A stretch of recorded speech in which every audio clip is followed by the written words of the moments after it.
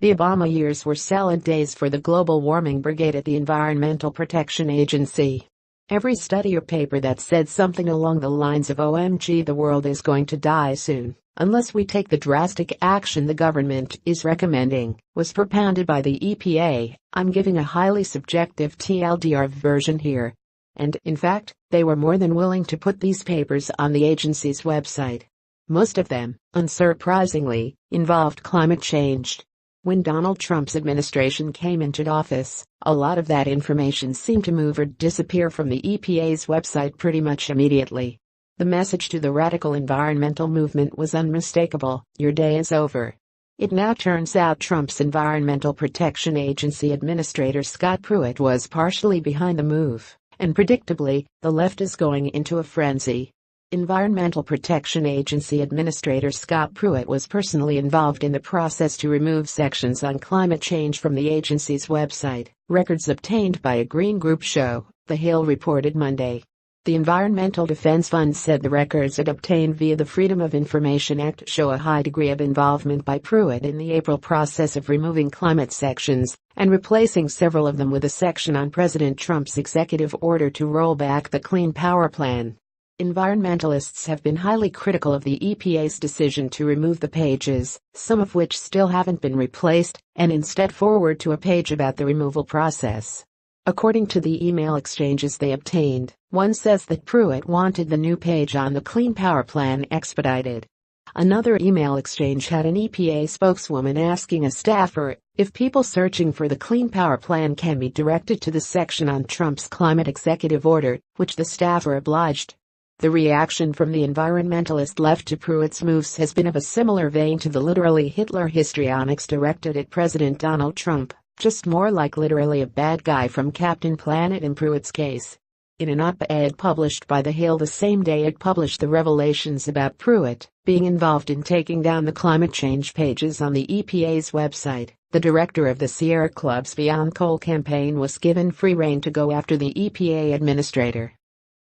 Despite being the driving force behind the Trump administration's relentless attacks on our environment and our communities, Pruitt is clearly petrified of criticism, Marianne Hitt wrote. He's also dodged those who are most responsible for holding him accountable, having testified just once before Congress since getting confirmed. The testimony was a frustrating experience for most, she continued.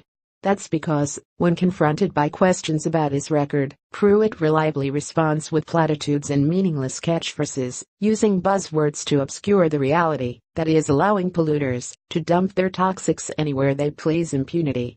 Yes, the reality is exactly like a Captain Planet cartoon, sure, evil plutocrat. Pruitt says, twirling the fake mustache he brings out for clandestine meetings with sinister corporate polluter types. You can dump 3,000 tons of radioactive and medical waste in Lake Wabigan with anywhere you please. Impunity.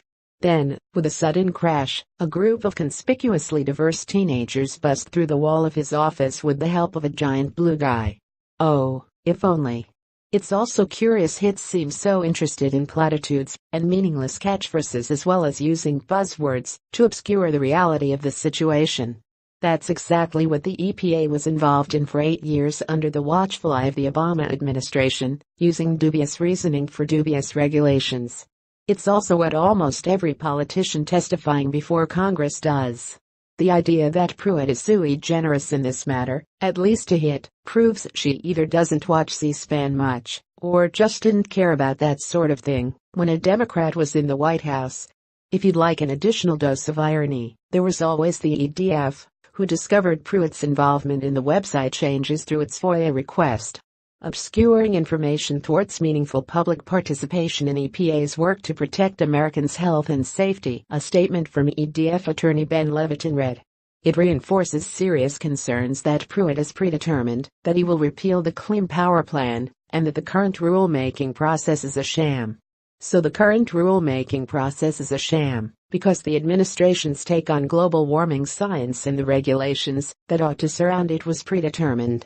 Completely unlike the former administration, of course. EPA spokesman Jahan Wilcox noted one problem to this whole kerfuffle: all of the information they're whining about is still accessible on the EPA's website. We are constantly updating our website, to reflect new initiatives and projects of the agency, Wilcox said. Of course, the site will be reflective of the current administration's priorities. With that said, all the content from the previous administration is still easily accessible and publicly available through the banner across the top of our website. Yes, if the EPA is to be believed, this is all over moving pages to a different location now that Trump's administration has taken office, instead of treating the Obama administration's web pages as sacrosanct documents in the same vein as Martin Luther's 95 Theses. That evil Scott Pruitt and his dastardly overlord, Donald Trump. If the environmentalists' prayers are answered, Gaia and the Planeteers can put an end to web page migration once and for all. Please like and share on Facebook and Twitter with your thoughts on this controversy.